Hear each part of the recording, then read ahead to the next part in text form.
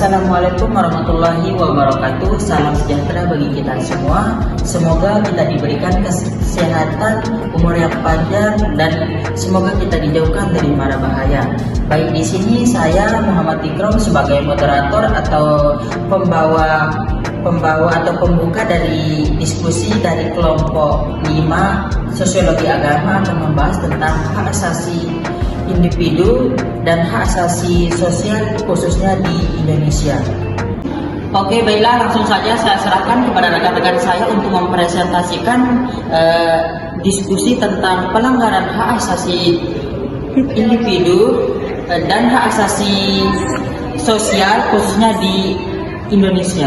Assalamualaikum warahmatullahi wabarakatuh. Perkenalkan, nama saya Rani Anggreni, NIM L1C021016.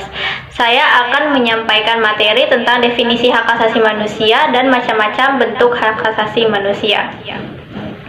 Yang pertama yaitu definisi hak asasi manusia. Hak asasi manusia berasal dari sebuah teori yang bernama teori hak kodrati atau natural right theory.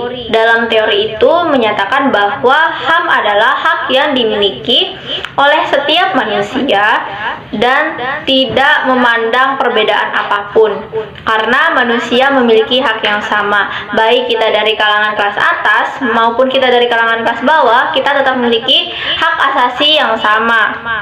Atau bahkan kita dari ras kulit putih, ras kulit hitam, maka hak kita juga tetap sama. Tidak ada pembeda dari hak-hak tersebut. Hak tidak memandang jenis kulit ataupun suku kita.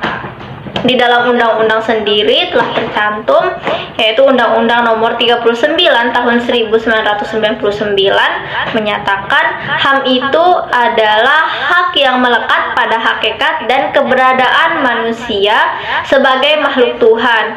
Jadi hak ini melekat pada diri kita dari semenjak kita lahir sampai kita meninggal. Tidak ada peraturan apapun atau peraturan organisasi, peraturan sebuah partai politik, atau bahkan undang-undang dari negara manapun yang dapat mencabut atau melepaskan hak itu dari kita, karena itu hak tersebut sudah diberikan oleh Tuhan kepada manusia dan tidak ada seseorang pun yang dapat mengambil hak tersebut.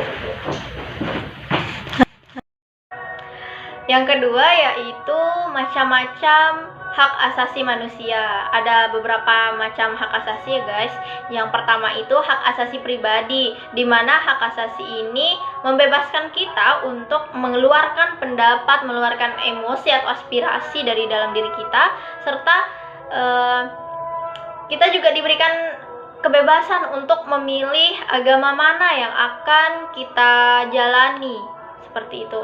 Nah, yang kedua yaitu adalah hak untuk berpolitik, di mana kita berhak untuk menjadi warga negara, kita berhak untuk membangun partai politik, serta kita berhak untuk memilih ataupun dipilih.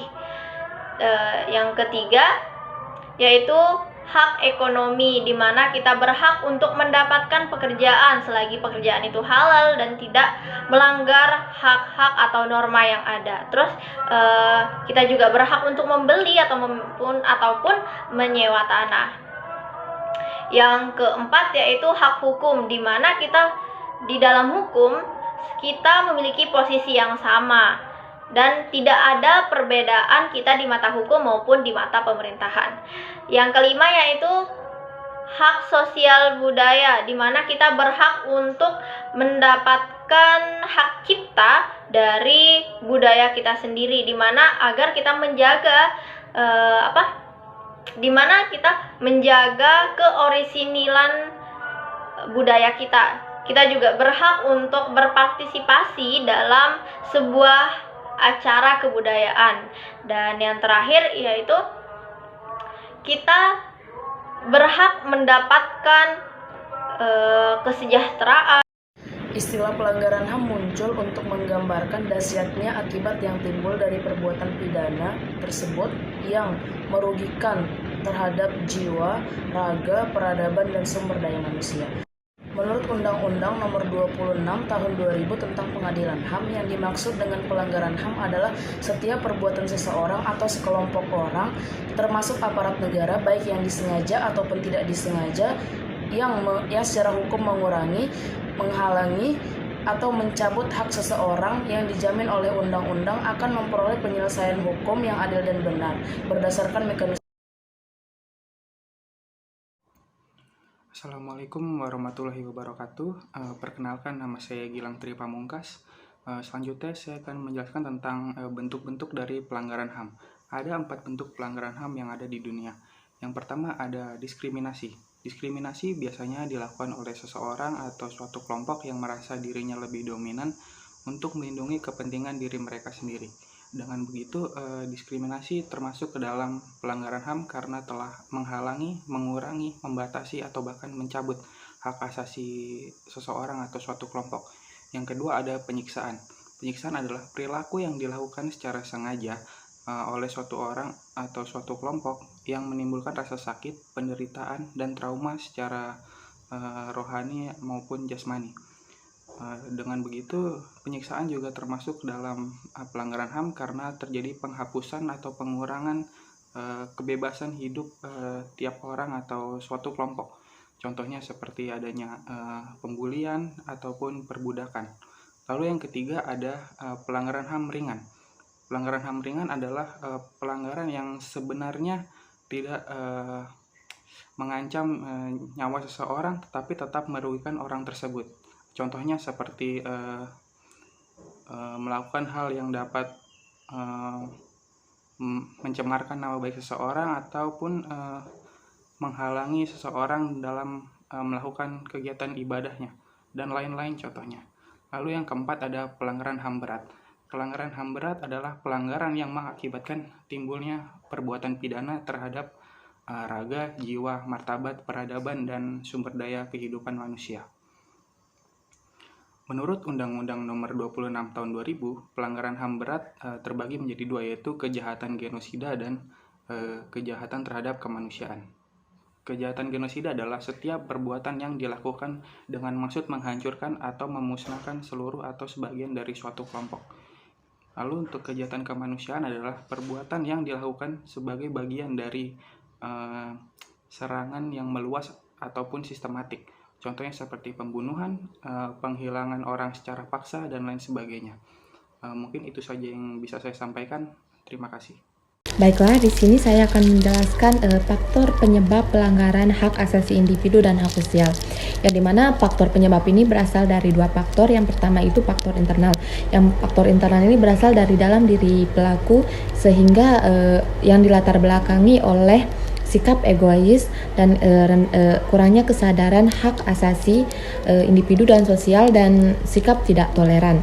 Yang dimana pelanggar hak biasanya itu memiliki sikap yang egois, yang semaunya sendiri, yang sehingga mengakibatkan mengabaikan kewajibannya.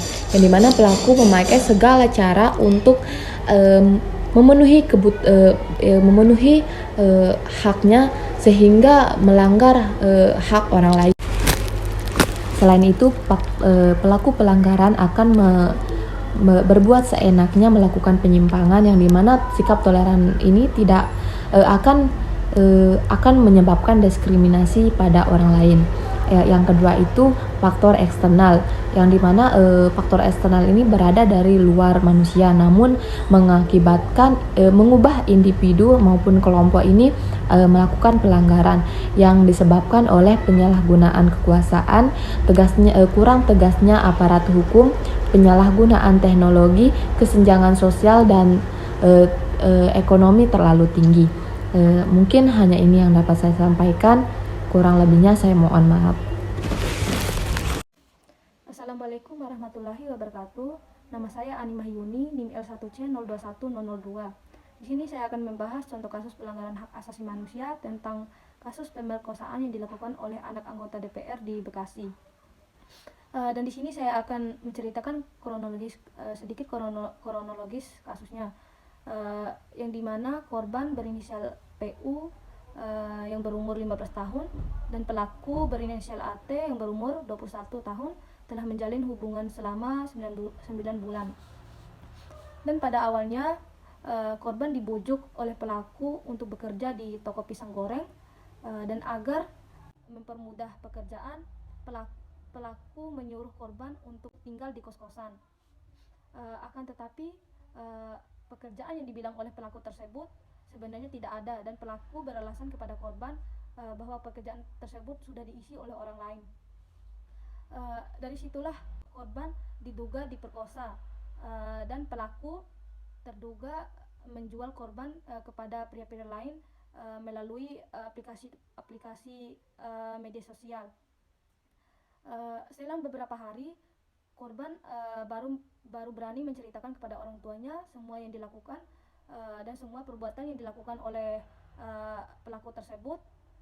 Dan pada hari Senin, pada tanggal 12 bulan 4 2021, orang tua korban melaporkan semua tindakan yang dilakukan oleh pelaku yang berinisial AT, dan AT pun ditahan dan divonis 7 tahun penjara. Sekian dari saya. Wassalamualaikum warahmatullahi wabarakatuh. Assalamualaikum warahmatullahi wabarakatuh. Saya Ahmad Syukron Mansur dengan NIM L1C021026 akan memaparkan kronologi kasus tragedi Trisakti. Ekonomi Indonesia mulai goyah pada awal 1998 yang terpengaruh oleh krisis finansial Asia, disebut juga sebagai krisis moneter sepanjang 1997 sampai 1999. Mahasiswa pun melakukan demonstrasi besar-besaran ke Gedung Nusantara, termasuk mahasiswa Trisakti. Mereka melakukan aksi damai dari kampus Trisakti menuju Gedung Nusantara pada pukul 12.30. Namun aksi mereka dihambat oleh blokade dari Polri dan militer yang datang kemudian. Beberapa mahasiswa mencoba bernegosiasi dengan pihak Polri. Akhirnya, pada pukul 17.15 para mahasiswa bergerak mundur, diikuti bergerak majunya aparat keamanan. Aparat keamanan pun mulai menembakkan peluru ke arah mahasiswa. Para mahasiswa panik dan bercerai-berai. Sebagian besar berlindung di Universitas Trisakti. Namun, aparat keamanan terus melakukan penembakan. Korban pun mulai berjatuhan dan dilarikan ke Rumah Sakit Sumber Waras. Satuan pengamanan yang berada di lokasi pada saat itu adalah Brimob, Batalion Kavaleri 9, Batalion Infanteri 203, Artileri Pertahanan Udara Kostrad, dan lain-lain. Mereka dilengkapi dengan tameng, gas air mata, stir, dan SS-1. Pada pukul 20.00 dipastikan 4 orang mahasiswa tewas tertembak dan 1 orang dalam keadaan krisis. Meskipun pihak aparat keamanan membantah telah menggunakan peluru tajam, hasil otopsi menunjukkan kematian disebabkan peluru tajam. Hasil sementara diprediksi peluru tersebut hasil pantulan dari tanah peluru tajam untuk tembakan peringatan. Sekian dari saya. Terima kasih. Kurang lebihnya mohon maaf. Sekian. Wassalamualaikum warahmatullahi wabarakatuh. Contoh kasus pelanggaran HAM tentang pembunuhan yang terjadi di Desa Kesi, Kecamatan Masbagi, Kabupaten Lombok Timur. Kasus ini terjadi antara seorang pekasih atau seorang penjaga perairan air dan seorang petani. Kronologinya itu, pada suatu pagi hari seorang pekasih ini mau pergi ke sawah. Nah, saat di tengah perjalanan, seorang pekasih ini dipanggil oleh warga untuk dia menawarkan ngopi bersama. Alhasil seorang pekasih ini menerima tawaran tersebut. Nah, setelah selesai, pekasih ini melanjutkan perjalanannya lagi ke sawah. Nah, akan tetapi saat menuju ke sawah, ada seseorang yang melakukan sebuah pembunuhan. Ia menusuk tubuh bagian belakang seorang pekasih tersebut sampai tewas gitu. Nah, Setelah itu, setelah Bekasi tersebut sudah tidak bernyawa lagi, pelaku ini membuang jasad seorang Bekasi ini di sebuah selokan gitu, di sebuah selokan. Dan alhasil ada seorang warga yang menemukan jasad mayat tersebut, dan ia memanggil warga-warga lain untuk menanyakan identitas mayat tersebut. Nah, setelah itu diketahuilah identitas mayat tersebut dan dipulangkan ke rumahnya untuk melakukan sebuah proses pemakaman. Nah, dan seperti yang saya dengar dari masyarakat sana itu, ternyata seorang Bekasi ini itu dikenal dengan seorang yang pelit gitu, sehingga banyak orang yang tidak suka dengan dia gitu. Jadinya kita tak heran gitu untuk orang yang berhati tidak baik, orang yang berhati sangat buruk gitu, maka dia nekat untuk melakukan sebuah pembunuhan gitu. Nah, dengan seiringnya berjalannya waktu, alhasil pelakunya itu diketahui gitu oleh keluarga korban. Akan tetapi keluarga korban ini tidak mau melanjutkan kasus tersebut. Keluarga korban ini menutup kasus tersebut dan tidak melaporkan pelaku tersebut. Ia menutupi aib pelaku tersebut gitu. Nah, saya bisa mengambil sebuah pelajaran dari sini gitu.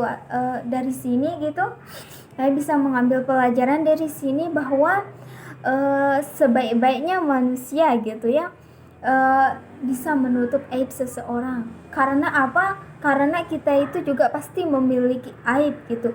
Kita memiliki aib karena pasti juga ditutupi oleh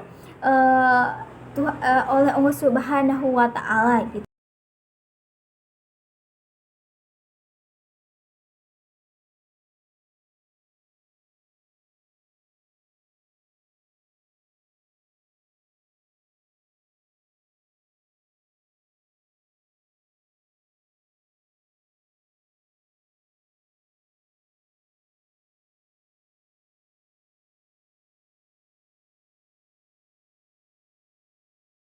Tanggapan dari kasus ini, pelaku yang berbuat kriminal seperti yang dilakukan oleh Atta tersebut sangat tidak bermoral karena ingin memenuhi kebutuhannya, dan dia tanpa rasa malu melakukan segala cara untuk memenuhinya.